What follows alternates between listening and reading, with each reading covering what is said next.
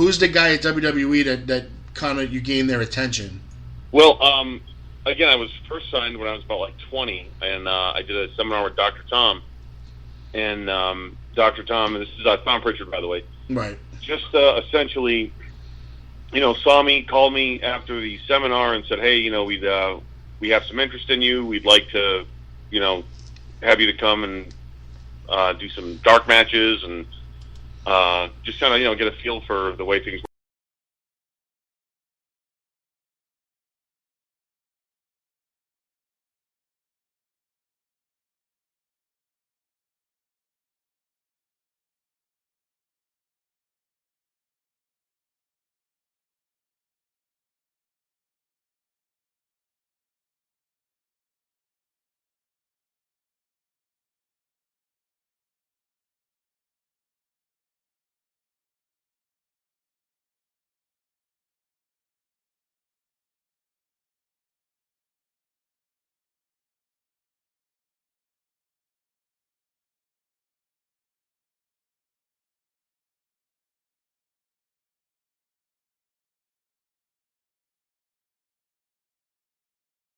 The Attitude Era was kind of their favorite era of wrestling, and you did wrestle with a lot of people from that time period, like Funaki, Scotty 2 Hotty, Paul London, Kendrick, Ashley Massaro, and Michelle McCool, and people of that era.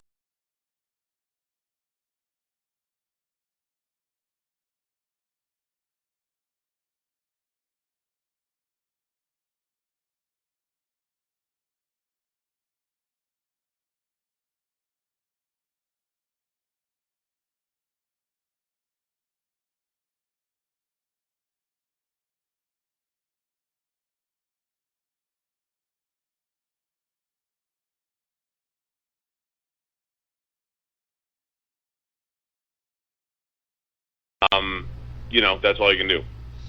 Okay. And then, I guess, what about you? You were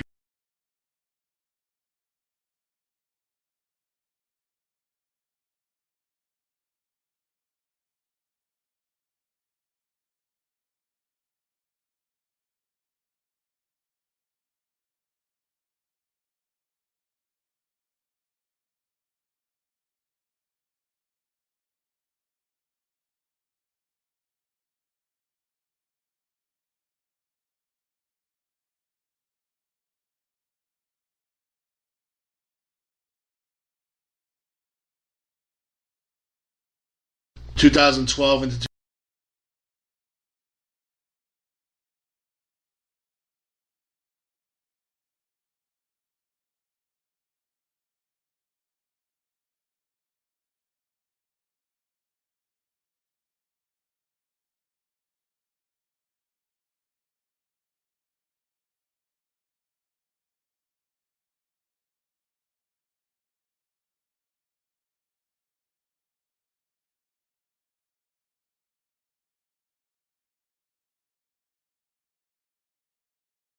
like they just talking down to people. You guys were the intelligent, smart guys. Everybody else was dumb, and I thought it was hilarious. So, obviously, with WWE, nothing lasts forever when it comes to stuff like that. And then you really started getting into the whole your own character with the savior of the masses and coming down in the robe and. I was actually the savior of the masses before Cody Rhodes. So yeah. Hold on one second. Okay. For some reason we lost you momentarily on our speakerphone, but you're back. Right. How's this? Can you hear me now? Oh no, I can hear you now. Yeah, that was. I was actually like intellectual savior of the masses before Cody Rhodes. Okay. And then I did. It was I think almost 6 months, and then Cody and I formed a tag team. Mm-hmm. We got out of that, did the Money in the Bank thing, and then after that, I kind of like went into the dressing up as someone new every week. Ended up with Miz, then the Miz thing happened, and then I just tried to evolve organically. So now let me ask you about the Money in the Bank contract. everybody always had this thing that everybody who's ever had the money in a contract has always won a championship, blah blah blah. Except I proved them wrong, didn't I? Yeah. Well, yeah. Now, did that piss you off at all? I mean, honestly, like, what are you going to do? Did Dolph Lundgren, was he mad when he found out, he wasn't going to win his last fight with Rocky? It's all part of the script. It's all part of the ongoing story, all part of the process. And again, all I could do was hold a briefcase and make mine run with the briefcase as memorable as I could, and make my last match with the briefcase as memorable as I could. And you know what? The next week there was a TV show that I was on, and I had to worry about that. So yeah, that's always been my attitude. So no, absolutely. I mean, I think a lot of the fans were upset because you really started to get the following from the fans, and especially against John Cena, who he's got his issues with the fans. And to see you to have the briefcase, and the history of everybody's always won the title with the briefcase, people were just so like, oh my god, like he's gonna do it, and then they didn't give you that opportunity, and it was like, oh, bad move.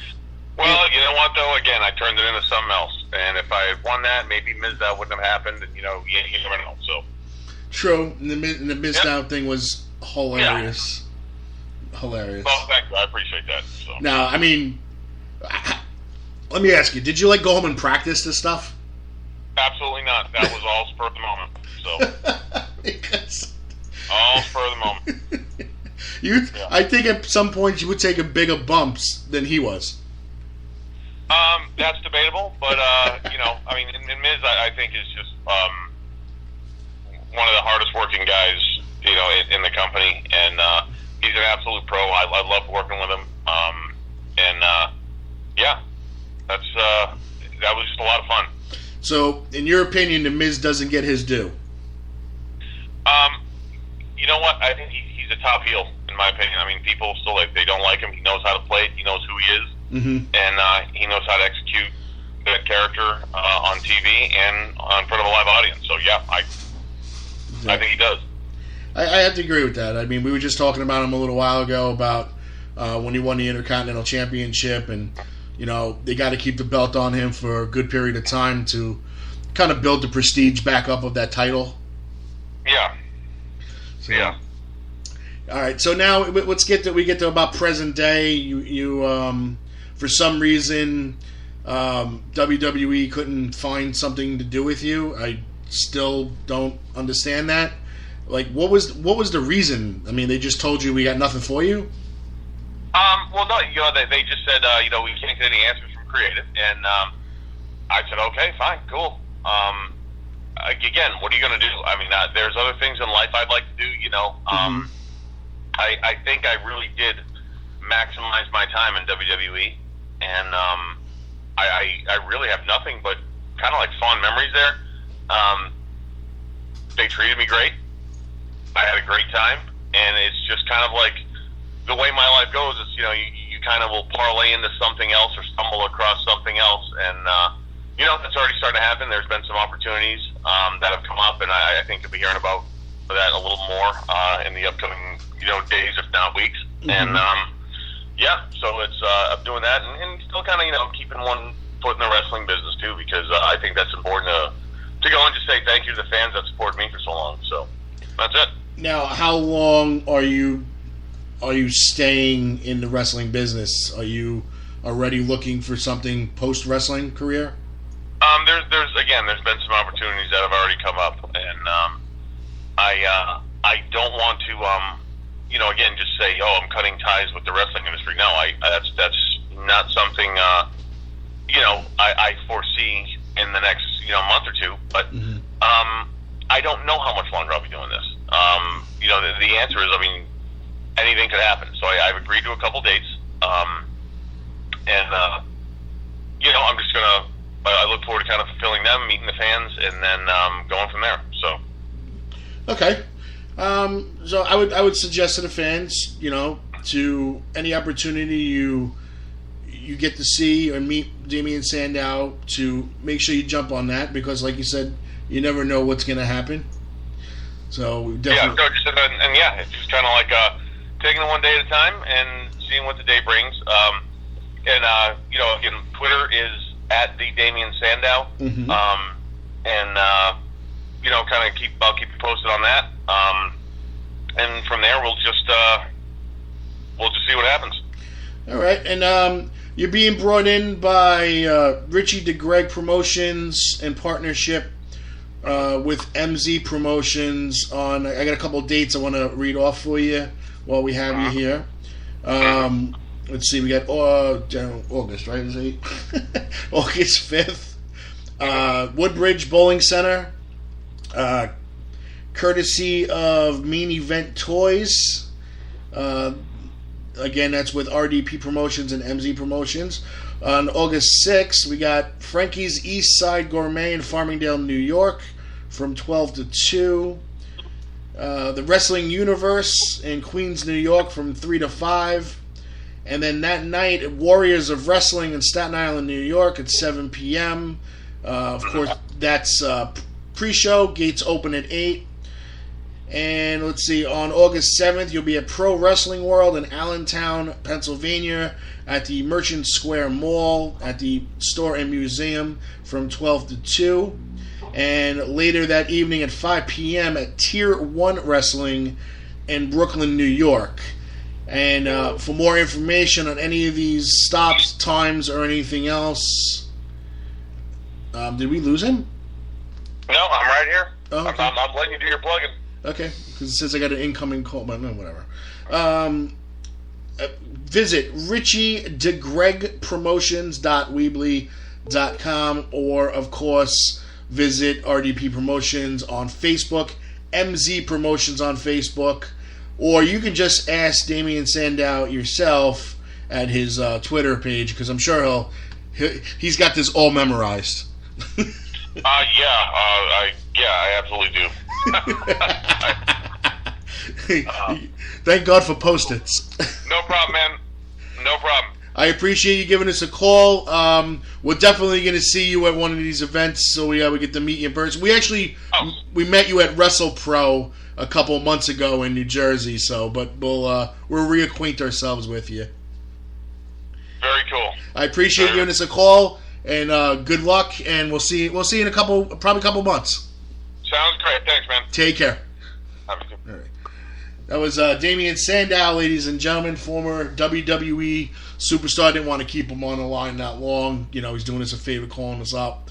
But again, you want to check out RDP, Richie DeGreg Promotions.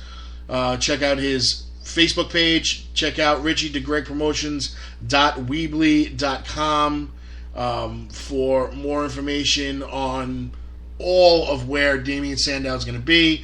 Check out MZ, that's Mary Zebra, MZ Promotions on Facebook. You can ask them for more information as well, as they're doing this partnership. And don't forget, ladies and gentlemen, being brought in by RDP, the 2015 winner of the Promoter of the Year. That's right, the Damien Award from the Damien Awards. And I guess he's might be the front runner for this year. Who knows?